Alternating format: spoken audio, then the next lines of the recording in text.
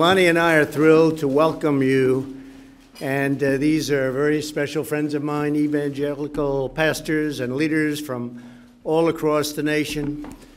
We welcome you to the White House. It's a special place. It's a place we love. We're having a lot of fun. We're having a lot of success. Today we reached the highest level in the history of the stock market. We broke 26,000, so I assume you have some stock. And I view that differently. We're respected all over the world again, and it means jobs. So it's a lot of good things happening. I also want to thank a family of faith that is truly a blessing to our nation.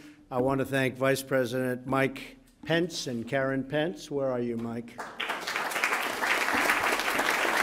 Good, thank you. Thank you, Mike. And our incredible First Lady for hosting this evening. Thank you. Thank you.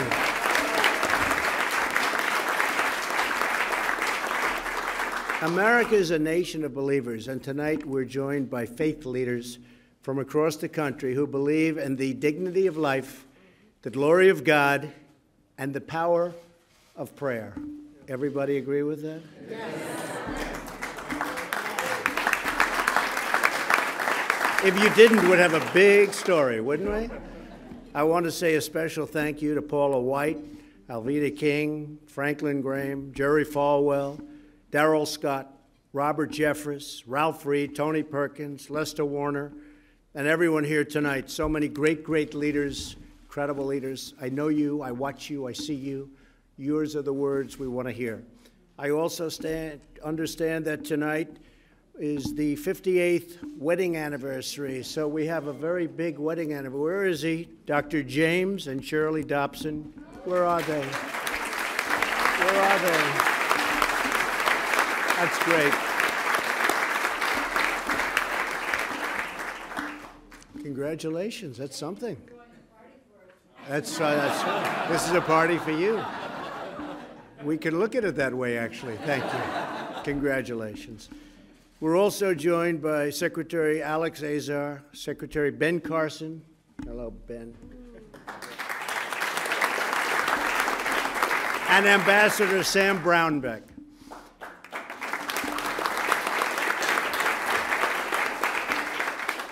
Before going any further, I want to extend our prayers and condolences to the victims of the tragic shooting in Jacksonville, Florida. That was a terrible thing indeed, and how it happens, nobody really knows. But they've done an incredible job down in Jacksonville, as they always do in Florida, and throughout the country. But condolences. Also, our hearts and prayers are going to the family of Senator John McCain. Going to be a lot of activity over the next number of days, and we very much appreciate everything that Senator McCain has done for our country. So thank you very much.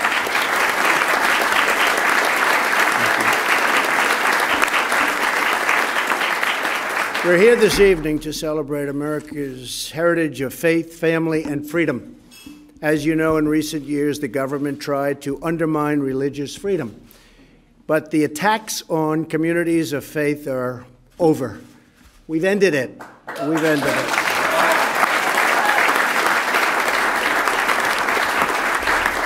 Unlike some before us, we are protecting your religious liberty. In the last 18 months alone, we have stopped the Johnson Amendment from interfering with your First Amendment rights. Big deal. It's a big deal.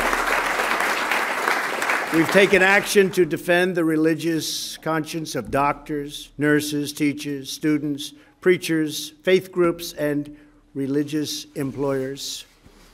We sent the entire executive branch guidance on protecting religious liberty. Big deal.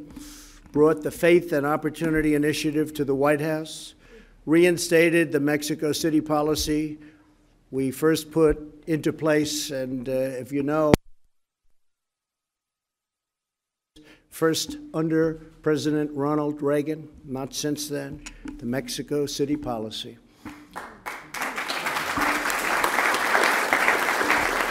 We propose regulations to prevent Title X taxpayer funding from subsidizing abortion. I was the first president to stand in the Rose Garden to address the March for Life, first one.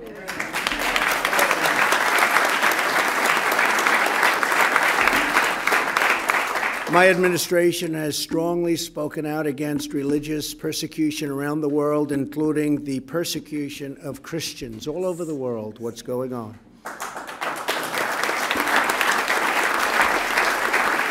And for that, we've become not only a strong voice, but a very, very powerful force. We're stopping a lot of bad things from happening. We brought home hostages from North Korea, including an American pastor. And we're fighting to release Pastor Brunson from Turkey, and we've made great progress. We've recognized the capital of Israel and opened the U.S. Embassy in Jerusalem.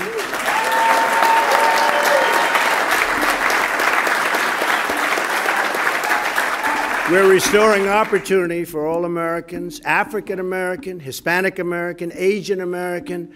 Unemployment have all recently achieved their lowest rates ever recorded in the history of our country. And women's unemployment recently achieved its lowest rate in 65 years. Very important to me, youth unemployment has reached its lowest rate in nearly 50 years. And unemployment for Americans without a high school diploma, think of that, has reached its lowest rate ever.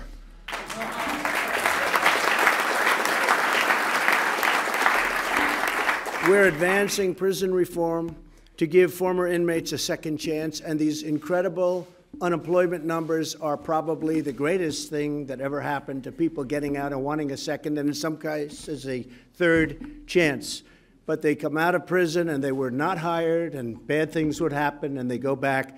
Now they're coming out of prison, they're getting jobs, we're working with them, and they are very, very thankful. I'll tell you who else is thankful, the employers.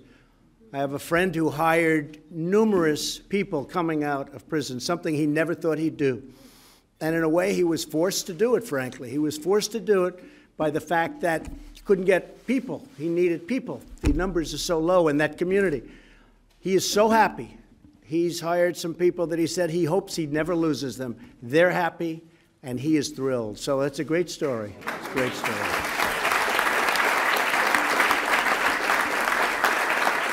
Every day we're standing for religious believers because we know that faith and family, not government and bureaucracy, are the center of American life. And we know that freedom is a gift from our Creator. Here in the state dining room, carved into this fireplace, is the famous prayer of John Adams. It says, "I pray heaven to bestow the best of blessings on this house." And that's really what it is. This is an incredible house. It means so much to our country, means so much to the world. And it means really so much to religion and to Christians. So it's an honor to have you.